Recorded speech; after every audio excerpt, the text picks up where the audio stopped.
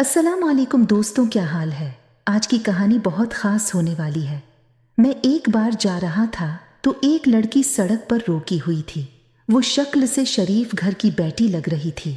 मैं पास गया, मेरे करीब होकर बोली, चलो के साहब। मैंने पूछा, कितने पैसे लोगी? कहने लगी, आप कितने देंगे? मैंने उसकी नीली सी आंखों में झांक कर देखा, वो बेबस सी थी। मैंने बोला, आओ कार में बैठो। वो डर रही थी, कहने लगी, कितने आदमी हो? मैंने कहा, डरो नहीं। मैं मुस्कुराया, बिल्कुल भी नहीं। फिर उसने एक लंबी सांस भरी। आप मेरे साथ कोई जुल्म तो नहीं करेंगे ना? आप चाहे मुझे 500 कम दे देना, लेकिन मेरे साथ बरा न करना प्लीज। उदासीस। वो बहुत खूबसूरत थी। मासूमियत उसकी बातों से टुपिक रही थी। फिर भी खुदा जाने वो क्यों जिस्म बेचने पे मजबूर थी। वो नहीं जानती थी मैं कौन हूं। मैंने पूछा, खाना खाया है? कहने लगी, नहीं। मैंने होटल के सामने कार को पार्क किया और होटल वाला मुझे जानता था। उसने जल्दी से खाना पैक किया, मुझे दिया। मैं कार में बैठ गया। आकर मैं अपने डेरा की तरफ चल दिया। चौकीदार ने दरवाज़ा खोला।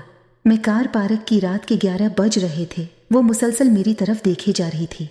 मैंने खाना प्लेट में डाला, उसे कहा, हाथ धो लो। वो कहने लगी, मैंने नहीं खाना। मैंने प्यार से कहा, डरो नहीं, कुछ नहीं होगा।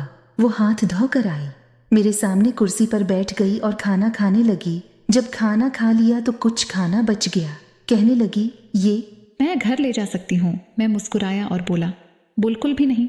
वो चुप हो गई और अपना बुर्का उतारने लगी। मैंने कहा, रख जाएं, मेरे पास आकर बैठ जाएं। वो हैरान थी।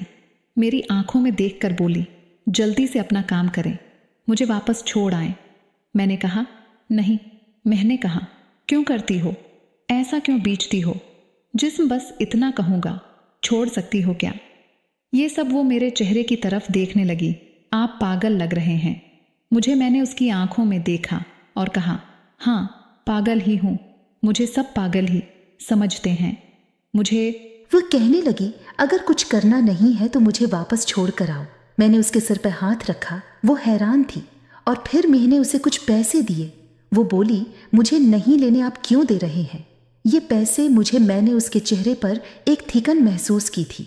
वो अपने आंसू रो के बैठी थी, बार बार कह रही थी, मुझे बस वापस छोड़ कर आओ, मुझे डर लग रहा है।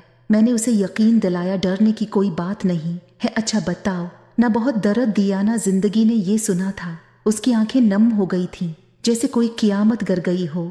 इस पर मैं समझ चुका था, कोई बहुत बड़ा दर्द लिए घूम रही है।